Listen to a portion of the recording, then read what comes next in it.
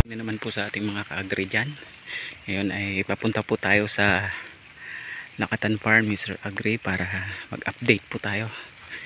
Maulan-ulan po yung panahon ngayon, so matagal-tagal na rin po tayong hindi nakapag-upload, update dito sa farm, Mr. Titingnan po natin kung nandyan siya, kasi wala po siya sa kanyang kubo. Tara, bisitahin natin si Sir Agri. Tama po, sigurado nandito siya sa kanyang sagingan kasi nagpakabukas po yung pinto. Tara, ambush interview natin si Sir Agri.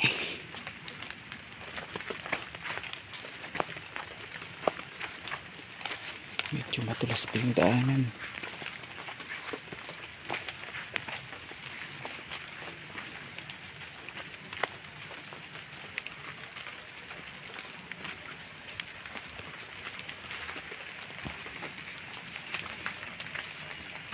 Ayan, so ang dami na palang na na harvest dito sa dating ni Sir Agri.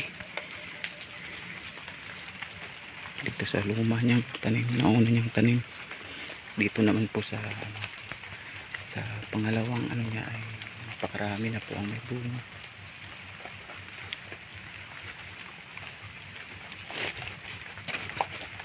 Ayan po. Ang dami na pang parte yung may bunga. Wow. Nandun po si Sir Agri sa taas. Tara, istorbohin po natin. Ayun, nag-aabono po ata siya.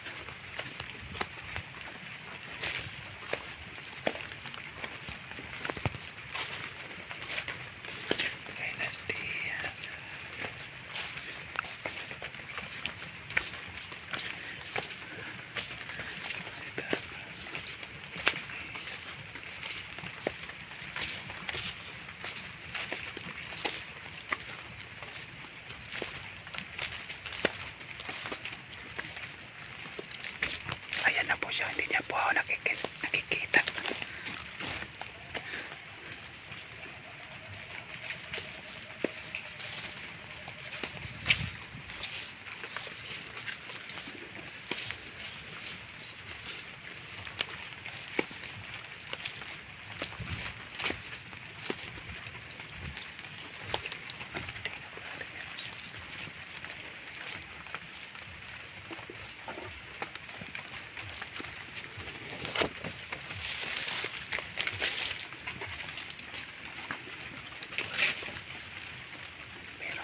Huli! Ano ba yung pinagkakabala natin sa Agri na kahit umuulan ay sugod tayo ng sugod? Yung sinasabi nyo kasi, pero dahil parang kulang po yung ating wood vinegar, sir, ginawa ko na lang yung isang takal na ganito, 2 puno. Okay lang kaya? Pwede. Pwede. Yung Ano po yan, sir? Wood vinegar? wood vinegar na puro. Yung Pure. As in pure talagang. Pure. Yung turo po sa akin. Wow. Talagang okay kasi nag-video ko kanina sa simula, pero wala po tayong tripod. Mas maganda na kayo po mismo nakapag-video sa akin ngayong araw. Wow, Tingnan natin saktong-sakto. yung magiging effect nito. So, After 2 months, 3 months from now, kung talagang totoong sabi ni Sir okay, Samuel. so i-update ko po kayo after 2 months kung Yes. ano po yung effect nitong ginawa ni Sir Kasi ito po Agri. yung purong-puro.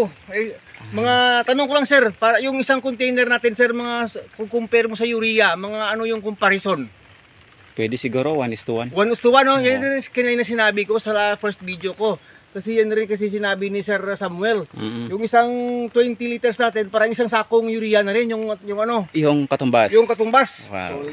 So syempre, So, sa summertime, talagang magmamanufacture tayo nito. So hindi talaga natin makikita yung epekto, sir, pagka hindi natin actual na masusubukan. Ano? Puro po ito. Gaya ng sinabi ninyo. So titingnan po Wala natin po yung siyang itsura. burning effect, sir, sa Ayan po, puno, sir, patingin po ng wood vinegar na sinasabi Oo, yan niyo. po. Ganyan po Parang yung itsura. ano siya, parang used oil sa itim. Parang usual na parang kanal na amoy uling. Uling at saka baho, uso. Grabe. So bakit ginagawa niyo po yan, sir, na ginagamit na parang abono yung wood vinegar? Ano po yung meron dyan? Drenching po ito. Kasi yung experience po kasi ni Sir Samuel at Sir Dudong na gusto rin nating i-try dahil sa sinabi mo rin sa akin drenching fertilization po ito. Kasi sabi ko nga sa inyo dati, yung ating wood vinegar kasi ay pyroligous acid. Ito po ay antiviral, antibacterial, antifungal at insect repellent. At saka napakalakas po kasi ito ng kanyang growth hormone. At halos kompleto po ito sa nutrients na pampalusog talaga ng ating tanim. Ito po ay nagdi-disinfect na rin ng lupa. So, parang all-in-one package na kasi ito, so Sir Agri. napakaraming benepisyo pala niyan, sir. Opo. So, Pwede sa hayop, pwede sa tao eh. Pag alam natin kung paano mag-ano, pwede eh. So, sa mga conscious po dyan, pwede nyo mong i-search yung benefits ng wood vinegar sa search nyo Google para makikita nyo po ang benepisyo benepisyo niyan. At kayo mismo ang makakabasa. Kasi At sa mga interesado po na gustong mag-avail niyan, sir, saan po siya pwedeng mabibili? mahal dito sa Shopee, sir eh. Wow! Nasa Kasi Shopee na pala. nang natingnan ko doon sa Shopee, yung parang 5 ml lang yata, umabot ng 400 hanggang 500. 5 ml. Ano lang, 50. 500 ml lang. 500 ml. O parang isang Kalahating litro. Kalahating litro lang, ganun po siya kamahal. Pero sa dati sa atin dito, nagtitinda tayo nito, 100 pesos lang per liter. Wow. Isang litro, isang So, daan lang.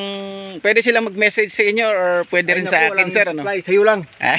Wala. Ubos, ayun na lang yung last ko. Yung Gawa po tayo ng marami. Oo. Mag-manufacture po tayo this coming summer para Yung mas summer marami pa. tayong magagamit. Maulan pa ngayon.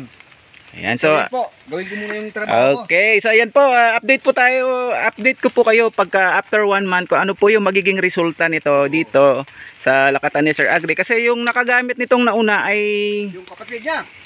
testimony po nila ay very effective. Ganda ng bunga, lalaki ng bunga, at kahit tag-ulan ay less po siya. Wala ka makikita mga sigatoka na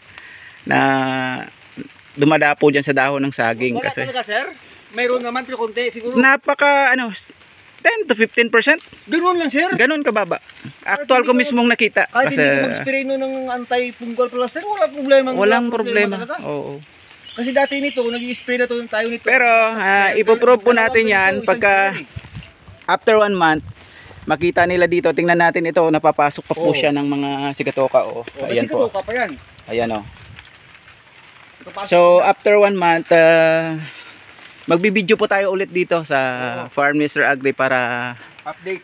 ma-update po kayo kung ano yung resulta ng experiment ni Sir Agri dito. Oh, yun. So ayan na lamang po, hanggang sa susunod na update natin sa Lakatan Farm ni Sir Agri. At makikita po natin, dati ang liit pa lang nito, ay ngayon ay lagpas tao na. Lagpas So, tayo yan. wow, ang galing na naman.